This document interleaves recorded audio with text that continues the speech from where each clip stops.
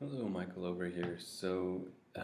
Today I want to do hopefully a relatively short video about the persuasive essay assignment. And so the persuasive essay is the essay we're ending the quarter with. So we've done a series of essays, and we start with the personal narrative, and we did the literary analysis and the rhetorical analysis, and now we're ending here.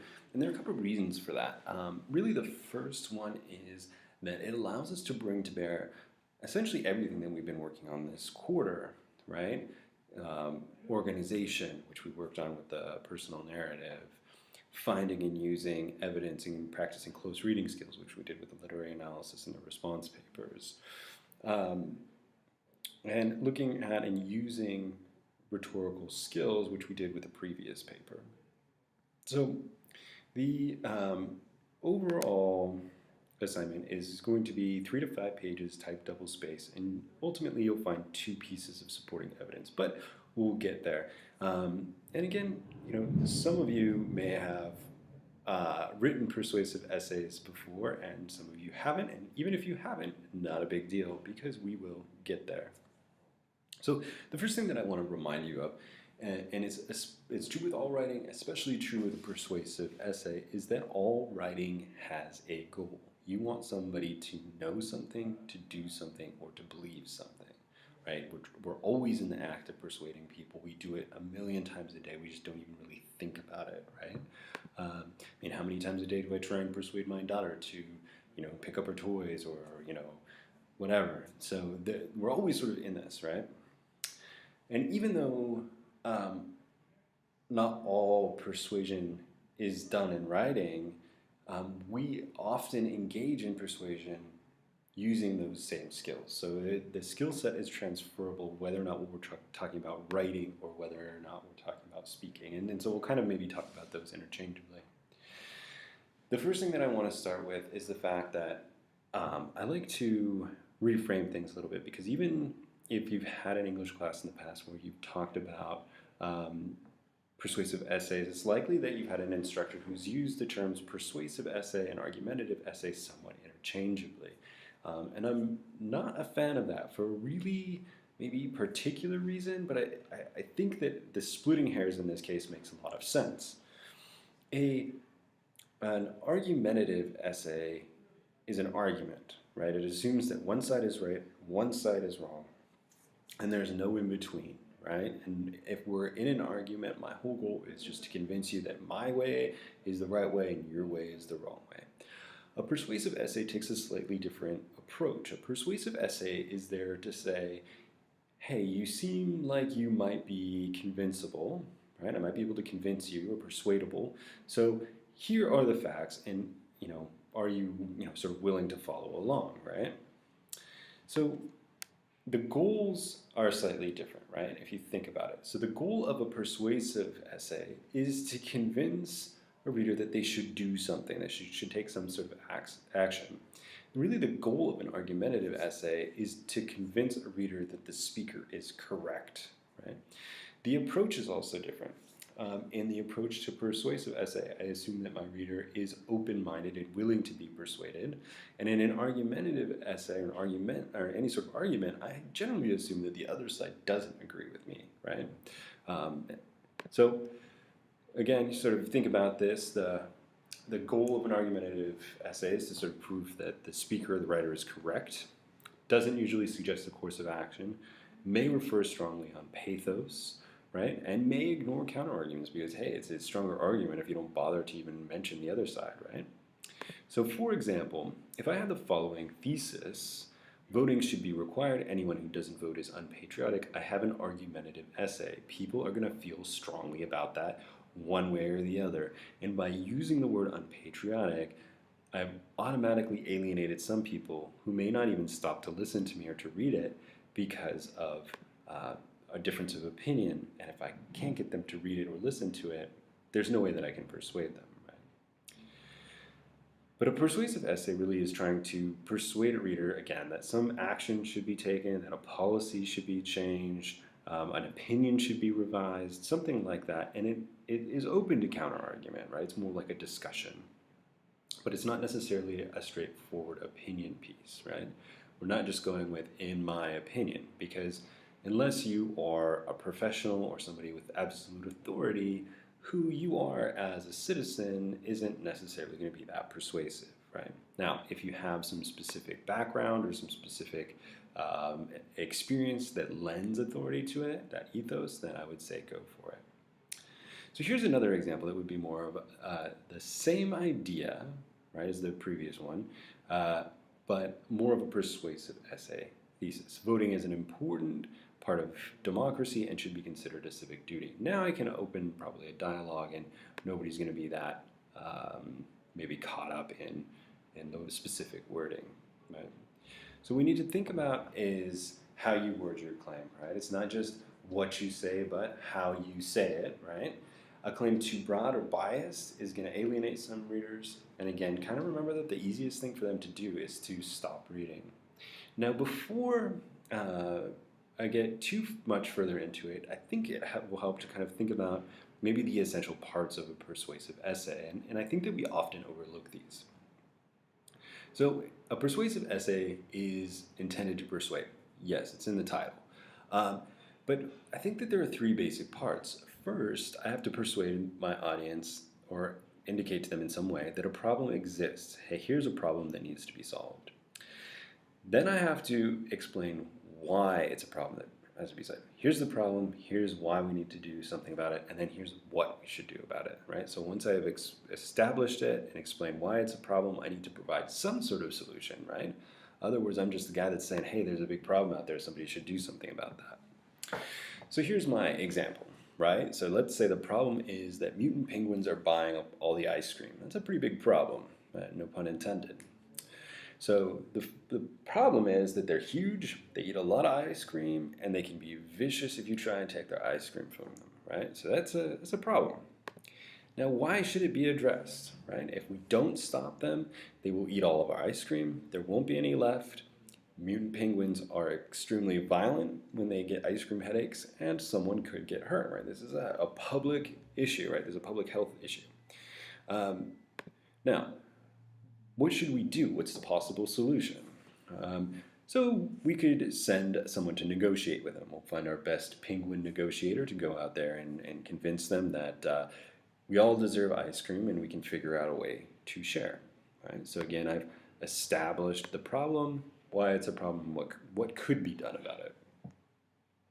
Now, when I address a problem, I also need to do more than just say that, like, simply a problem. I need to elaborate. So here, I've got one night, global warming is bad.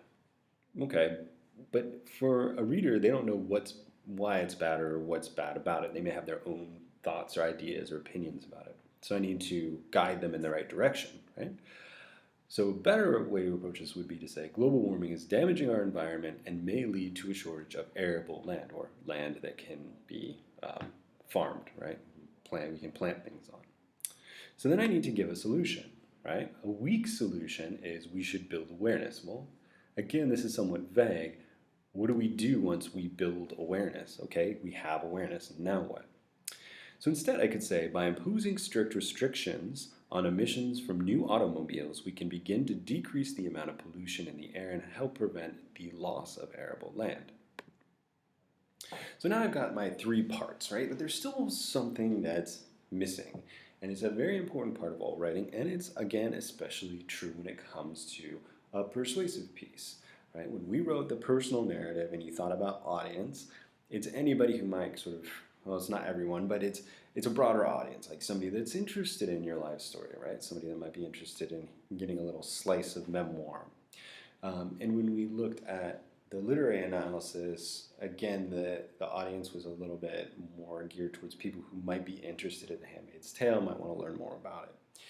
Here, we have to be very careful about thinking of who we're going to write for. And I know that it's common for students to say, well, I'm writing for everyone. But remember that we hardly ever write for everyone. Name your favorite speech or essay or piece of writing. It's unlikely they're writing for everyone. JFK, Martin Luther King, Mother Teresa, Gandhi, not writing for everyone, writing for a very specific group of people, a very specific audience. Now, those individuals and the things that they wrote or said are profound and transferable, so many different people can read them and make sense of them beyond the initial or intended audience.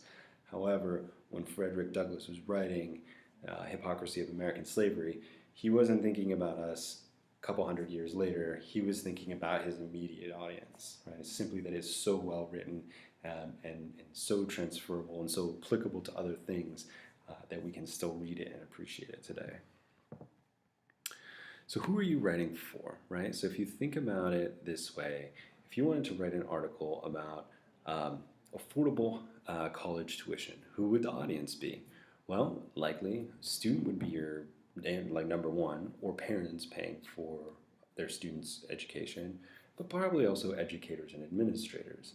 Now, if somebody is not an educator, administrator, instructor, parent, or college student, they probably don't care, right? So, your 30-year-old Amazon executive, whatever, I don't know, those must exist, who doesn't have kids, doesn't care one way or the other, right? So we have to be conscious of who the audience is, because they have to know how this is going to benefit them, right?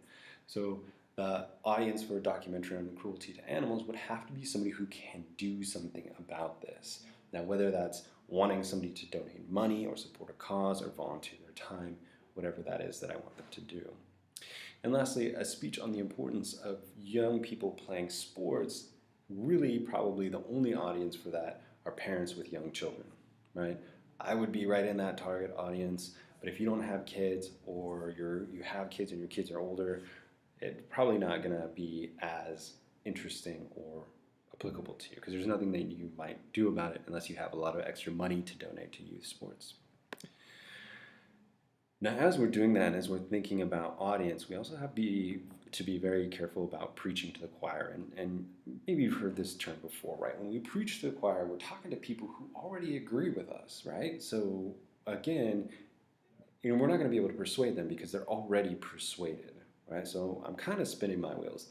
Now, it can feel like nice or reassuring or affirming to preach to the choir, and that happens when people post to social media and all their friends come and agree with them.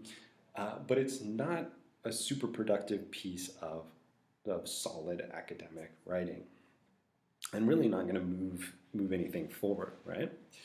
So just as an audience is never everyone, it should never be just people who agree with you, right? So if I said, hey students, don't you think we should have free tuition? Most students are going to say, yeah, why would I want to pay for it if I could have it for free?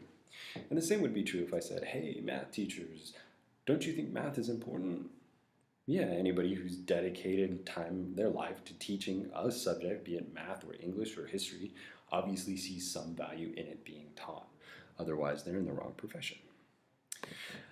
So when you think about it, right, when we look at these topics, and as you choose your persuasive topic, it should be something that's important to you, because you'll write more strongly, right? You'll care about it, it'll be more interesting to you. But you should also think about who you are attempting to persuade. Like, who is that persuadable, convincible group of people? And who would be in that group, right? For example, if I'm trying to write something about gun rights, I can, and I want to, present it to the NRA, I'm not going to be able to convince them of certain things, right? I'm not going to convince them that they should all go turn their firearms into sculptures, right? That's not possible, right? Or very, very unlikely. So you have to also think about, given your audience, what is a likely sort of range that you might be able to shift them, right? I'm not going to be able to convince somebody who believes wholeheartedly in one thing to completely 180 and turn their opinion around. So it should also be feasible. Okay, so the persuasive essay topic, up to you. The essay itself is going to be 3 to 5 pages, and you are going to find 2 sources. And in the next video, I'll be discussing how, where, and where to find those, and how to make sure that they're reliable. All right? Email me if you have questions. This essay, I think, is a great one to end the quarter, because it also includes this research component, which is something that you'll be doing in English 102. All right, have a good one. Email me with questions.